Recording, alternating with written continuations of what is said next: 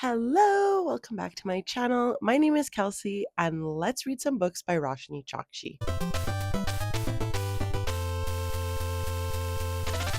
So, a couple of months ago, or could it be a year ago? I finished off the rest of the Gilded Wolves trilogy by Roshani Chokshi in my finish a series with me video series. And I absolutely fell in love with her writing style all over again. And I had a couple of books from her on my TBR. So I will leave a link up above to that video if you would like to know my final thoughts on the Gilded Wolves trilogy and what started my journey into exploring more of Chokshi's work. I will create, if I remember, a playlist where I do author taste tests. So I read just a bunch of books that I have from them on my TBR. And so combining these two video ideas that I've had in the past, this idea came to life essentially. So in this video, I will be reading 3 books from Roshani Chokshi. And funnily enough, they're each from a different age range. So I've read one middle grade, one YA, and one adult book in this video. The middle grade in question is Arusha and the End of Time. This is part of the Rick Riordan Presents catalog, and it follows our main character Arusha, who has a tendency to lie quite a bit. And one day when her classmates try to catch her in a lie, Arusha lights the lamp of Bharata and unwittingly frees the sleeper, who puts everyone frozen in time except Arusha, who is then sent on a journey to solve this problem. The next book I read was The Star-Touched Queen. Please don't mind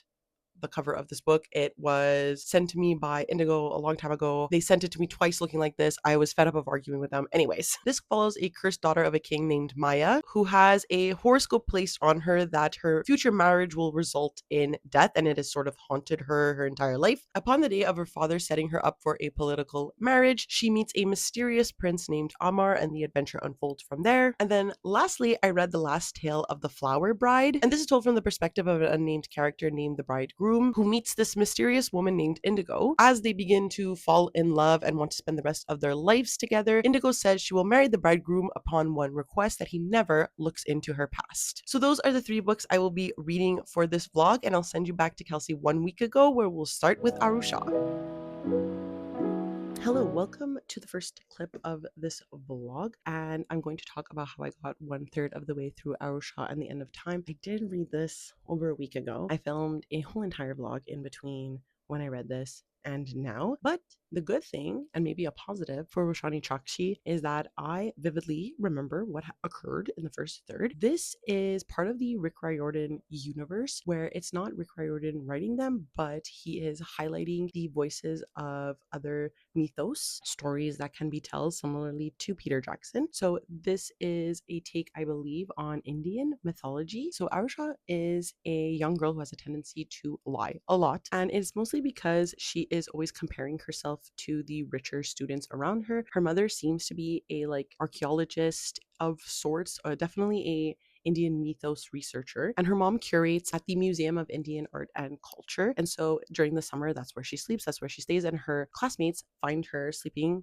at the museum. They want to see what the hell she's doing because they picked up on the fact that she's a liar. And she's like, no, I swear to God, I live in this very interesting lifestyle. Look, this lamp over here is cursed. I'm surrounded by cursed objects. And they're like, okay, bet, prove it. And suddenly, after lighting a cursed lamp, the world freezes and she unwittingly releases this creature named the Sleeper, and Arusha learns that she has to pair with some gods in order to defeat the Sleeper and save the world from being frozen in time. That first third was really just summarizing, honestly, that synopsis. She has interacted with a couple of demons and really on this journey of her learning that she is a descendant of the Pandava brothers, and being a descendant of one of them, or a reincarnation of one of them, is going to help her defeat the Sleeper. And she is, I think, not collecting the other brothers, but she's trying to find them in order to combine their power to defeat the Sleeper. Obviously, I enjoy this as much as I enjoy any Rick Riordan book, which is that I'm enjoying it a lot. I really enjoy this type of middle grade. I really like mythos. I've always liked Greek and Roman mythology, so diving into other forms of mythology is going to be really, really fun. I already know I like Roshani Chokshi, obviously, as you see from this vlog. I've liked other books from her, and I want to read the other books I have on my TBR from her. So this is a great start. Starting with a middle grade is a great start, and obviously starting with something that is Rick Riordan themed is going to be something that I enjoy. I have a whole playlist on my channel, by the way, of all the Rick Riordan books that I've read. So this is going to just make me feel like I'm home. So I'm going to continue reading another third of the way through this, and then I will come back and see how I'm feeling.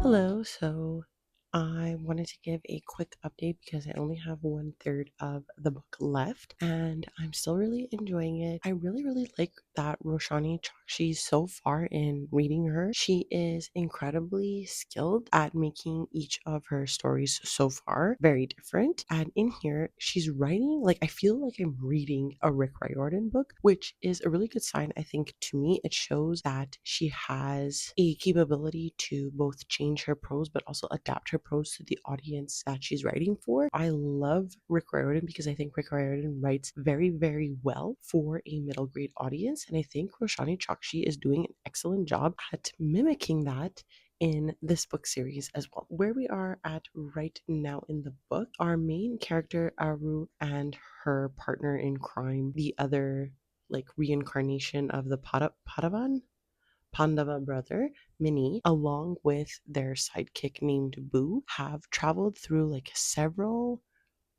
sort of realms, locations where they've interacted with minor gods, and these minor gods have given them skills or gifts that will help them defeat the sleeper god. And I'm really loving it. It's very reminiscent of Percy Jackson. So Percy Jackson always has one like major villain as the story progresses, and they have like minor villains throughout the stories or different gods that they need to interact with or defeat. And Arusha's story is doing the same thing. So I'm really liking this. I am currently editing a video. It took a lot longer to put my son to sleep tonight. It took about an hour. It makes a lot of sense though. He was quite sleepy today. So he did take a lot of naps, and it makes sense to me that he wanted to just like relax instead of like really falling asleep. And so it took him a bit of time. So I'm going to edit for maybe half an hour, then maybe read for another half hour, or see how long really that it's going to take me to finish. Because if it's an hour, I might just read for an hour. It is quite late. It's already 9:50, but I don't tend to go to bed early at all. So I'm thinking that it might be a possibility to get most of these things done. Obviously, I won't be done editing. It takes me a really long time to edit, I'm going to be honest. But if I can edit for, like I said, that half hour, 40 minutes, and then read for another half hour, 40 minutes, I think I'll feel pretty satisfied for tonight. Hello, it is a couple of days later, so I wanted to come to you with two updates. The first of which being that I finished Arusha and the End of Time, and I gave it a 3.5 stars. As I mentioned, this is very reminiscent of Rick Riordan, and I feel as though Chokshi really settled herself into this sort of extended universe. The plot felt very nostalgic to me, and it's similar to what readers would experience within a Percy Jackson novel. So the main character finds himself in a moment of happenstance involving a mythological item, person, whatever, that they do not understand, accidentally activate this mysterious item due to their previously unknown mysterious godly powers, and soon the adventure unfolds. The humor, I think, was just as charming. Like I said,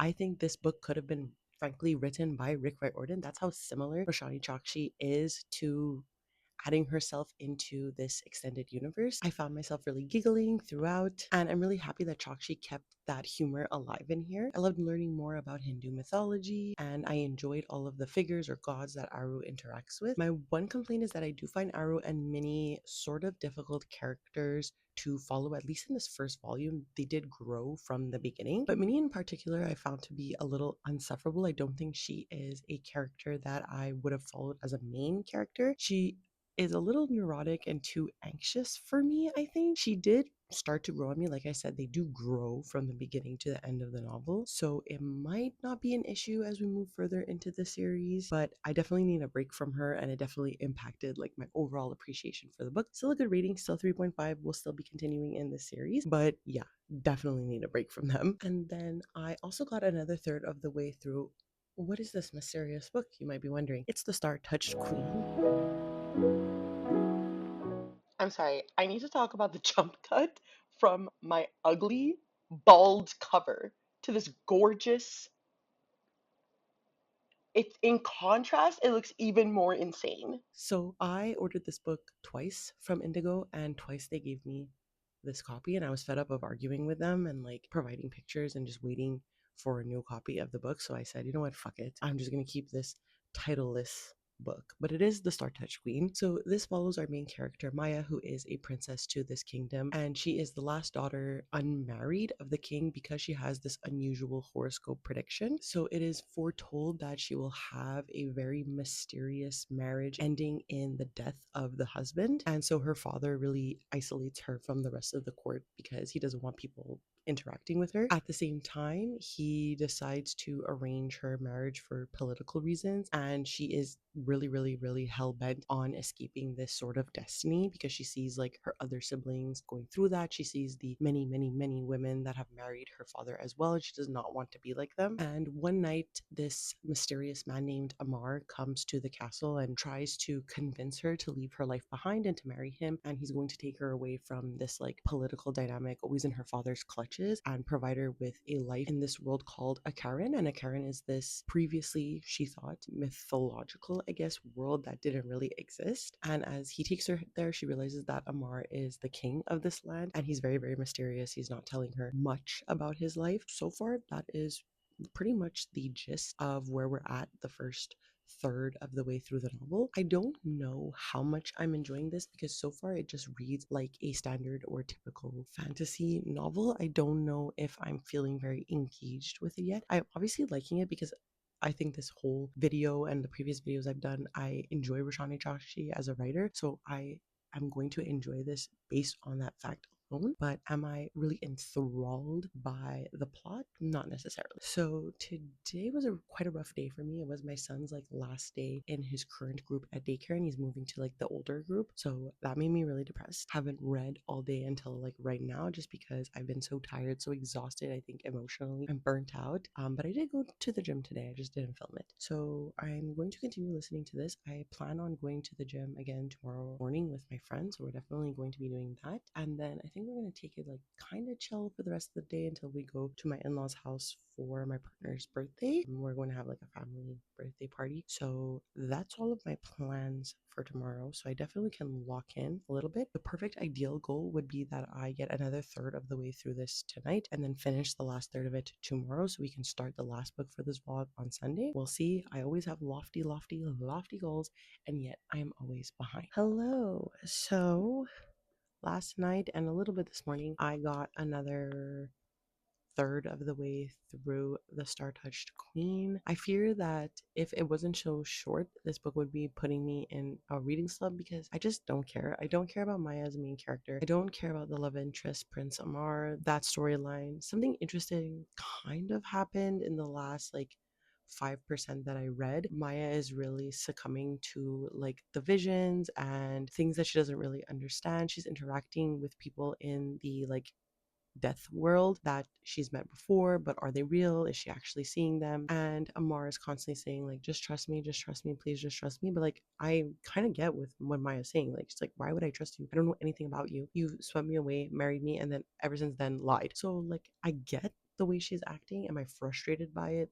Most certainly, but I think I'm frustrated overall by the plot. And I think this is something that I've realized is really apparent in a lot of the YA fantasy books that I read. I just don't care about like a mysterious lost princess at this point. I think maybe when I was younger, it was nice to like sort of imagine myself as this character, but right now, it doesn't really do anything for me. I don't care about this mystery. I think I'm frustrated also with Maya as a character, and I think it is also due to the fact that while I enjoyed this, I'm thinking a lot more than the Star Touched Queen. Arusha and Minnie were also quite annoying characters. I don't know if it has anything to do with Roshani Choshi's YA books because I did like the Gilded Wolves, but there were a multitude of characters in this book that probably in those books that probably led to me enjoying them more, whereas in here we're mainly following just Maya's perspective. Because I only have a bit left and because it's going to be about 100 pages, I will finish this, but I definitely think it is making me in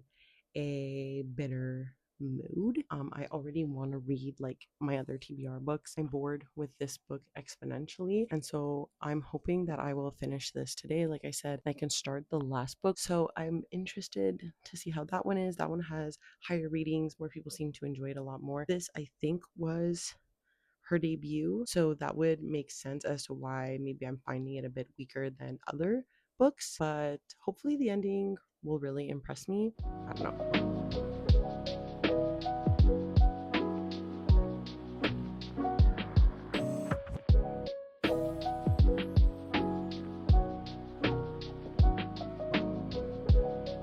Hello, it's been a couple of days, and I can definitely attribute a lot of this slump vibes to the Star Touched Queen. So let's get into my review because I did give this 2 stars. Should I have maybe DNF'd this? Possibly. But at the same time, like, I was both waiting for it to get interesting and for something of substance to happen and also waiting for it to end. It was a really, really, really difficult experience. The plot really hinges on the fact that our main character Maya and the Prince Amar are fated lovers, but I really couldn't give a fuck.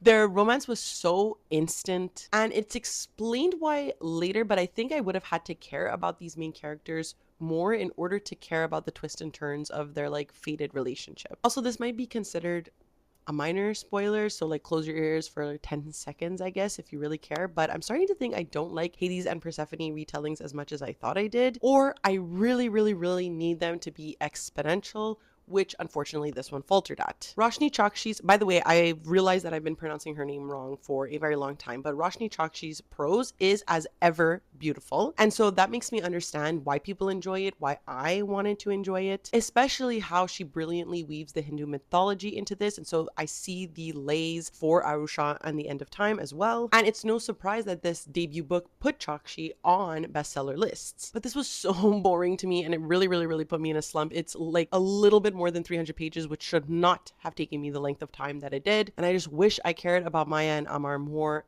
but I didn't. And so this is definitely like the failure of this experiment so far, and probably my least favorite Roshani Chokshi book ever. I don't think I'm going to continue with the second one because I don't care about them. But speaking of that beautiful prose, I feel like it's really, really being handled well in The Last Tale of the Flower Bride. And this follows the story of this man who, from here on out in the book, is called the bridegroom. He doesn't have a name, but he is in love with fairy tales, and he catches the attention of this mysterious, beautiful, gorgeous, dark gothic woman named Indigo. And they have a very budding and beautiful romance. The only rule is that the bridegroom is never allowed to pry into Indigo's past. He can't learn anything about who she is or where she comes from until one day her aunt passes and they have to revisit her old childhood home, and the secrets of this woman named Azur come back to light. So this mysterious, very evocative prose that Chokshi normally has works incredibly in here, because this is a gothic tale where we are left to want more to be desired. We are left to crave this mystery, whereas I feel like that was really lost in the Star Touched Queen. So right now I'm 1/3 in. We are slowly getting to the introduction of Indigo and Azur's past as best friends and or something more, and the relationship between the bridegroom and Indigo has also developed, and the bridegroom is starting to like realize things. There's suggestions that she might be otherworldly, maybe possibly fae or related to the fae in some way, and I think this development of Azur's story and that timeline will develop into how Indigo became this like mysterious and gothic figure as they return back to this gothic house that she grew up in. This one I'm really enjoying. I can honestly say that I wish I spent more time with this one for this vlog than I did with the Star Touched Queen, but I'm going to hopefully get at least another third of the way through today, so I only have 1/3 left to finish tomorrow, but that's my goal. It is relatively short. It's less than 300 pages. I just want to point out it has deckled edges, which I despise, but we're going to get through this. I'm listening to it on audio, so these deckled edges shouldn't bother me that much. I did go to the gym this morning, so I am lacking a little bit of energy right now in the afternoon, so I'm definitely going to make myself an espresso. I have to go pick up my son, and for supper, I'm very excited. I'm making cannellonis, so a bitch is ready. While I'm doing all that, hopefully I'm going to continue listening to this. If I get another third in before I need to leave, I will update. If not, you're going to hear it later tonight anyways. Hello, coming to you as promised later, because I did get another third of the way through The Last Tale of the Flower Bride, and I'm still really enjoying it, arguably just as much as the first third. I would definitely say the first third was more mysterious, more gothic. The relationship between the bridegroom and Indigo was interesting to follow. You felt engaged by the mystery. The second third is really diving in to Azur's and Indigo's relationship and how this almost homoerotic relationship between the two girls affected them in their childhood and as they grew up, and affected their relationships with other people. They definitely do not have close relationships with their families. They don't have close relationships with other female friendships. They don't have close relationships with men or boys. And so there's really only the two of them, and they become very, very obsessed with each other. So this gothic like feeling of obsession definitely prevalent within here. You're starting to see also the many ways in which Indigo's need for power and need for controlling others and wanting others to be obsessed with her affects the way that she treats them. And you see the reflections of her relationship with the bridegroom into her relationship, or how her relationship was with Azor. And we still don't understand what happened to Azor, but I think the last third is really going to dive into this and probably cause some cracks in the bridegroom's relationship or marriage with Indigo, or we're going to really succumb to the obsession in general, and we're going to understand what Indigo is. Is she a siren? Is she a fae? Is she just a normal woman who's very charming? We'll see. But I'm definitely liking this, I think, the most out of the 3 books I read for this vlog. And I definitely think Roshani Chokshi's writing in here is a lot more sharp and a lot more, like, you could tell that this is one of her more recent books. So I'm going to continue listening to that. It is quite late at night. It's around 10, but I think I can maybe get at least closer to the end of the book, and I will likely close out this vlog tomorrow. Hello, welcome to the end of the vlog, and let's get into my final thoughts on The Flower Bride by Roshani Chokshi. So this was definitely the winner of the vlog. Arguably, I think one of Roshani Chokshi's best works. The prose, beautiful. The story, engaging and interesting. The characters were mysterious and lush. The setting was gothic and grim. It really, really, really felt as though I was reading a fairy tale. And I think to evoke that feeling, you really need to go into this one knowing absolutely nothing and just diving in from page 1. The plot follows more than just the marriage of Indigo and the bridegroom, although they are the like ultimate setup of the plot. And that marriage did allow for a really interesting narrative structure and allowed for that mysterious pacing to really develop, because we're getting these like shift in timelines and shift in POVs based around what is occurring within the marriage between Indigo and the bridegroom. However, I will say that the novel is more a look into Indigo's past, even though the bridegroom wasn't supposed to go investigate it, and the love and obsession that Indigo had with this girl named Azor in their youth. It's talking a lot about the like love and obsession that comes into, I think, homoerotic friendships, especially for women when they're younger and they don't really have examples of this type of relationship in their life. But it's also with this like touch of fate, touch of like magical elements, has this look at the endless fear that women have with aging, children have with aging and growing up, and losing one's access to imagination and magic as you age. The list can go on about what this very short novel is talking about. I really, really, really enjoyed it. I give it a 4.5 stars because there's just something that's not making me give it a 5 stars, but can I tell you what it is? No. With that being said, let's go over my final thoughts on all of the books. The first of which, of course, was Arusha and the End of Time that I read at the beginning of the vlog, which I gave a 3.5 stars to. I think this was an excellent entry point into this series, and I'm definitely going to be picking up the next book. I really, really like Rick Riordan's universes, and I think Chokshi did a great job settling herself into this universe. It just took me a bit of time to appreciate Aru and Minnie as characters, and I think as the series goes on, I'm going to learn to enjoy them more. The unfortunate failure of the vlog is the Star-Touched Queen. As you guys saw, I found this to be really, really boring. I think Chokshi has an excellent writing style and prose, and that really helped me, but this was a slog to get through, and I gave this a 2 stars. And then, of course, the winner, The Last Tale of the Flower Bride, which I gave a 4.5 stars. Luscious, I loved it. And that's it. Please let me know down below if you've read any of these books, or you've read the Gilded Wolves trilogy, or anything else from Roshani Chokshi. Let me know down below. I would love to discuss your feelings on the different books. Do you think I'm wrong about the Star-Touched Queen? Let me know. If you would like to follow me on any of my other social medias, I do leave a link down below to my Twitter, Goodreads, and Instagram if you would like to follow me there. Of course, given the state of the world and that we still have access to social media, if it's there, you can follow me. And of course, because it is the end of the video, please do not forget to like, subscribe, and ring the notification bell. Does wonders for my channel, makes me feel really good. And that's it. I never know how to end these things, so I will see you next time. Okay, bye.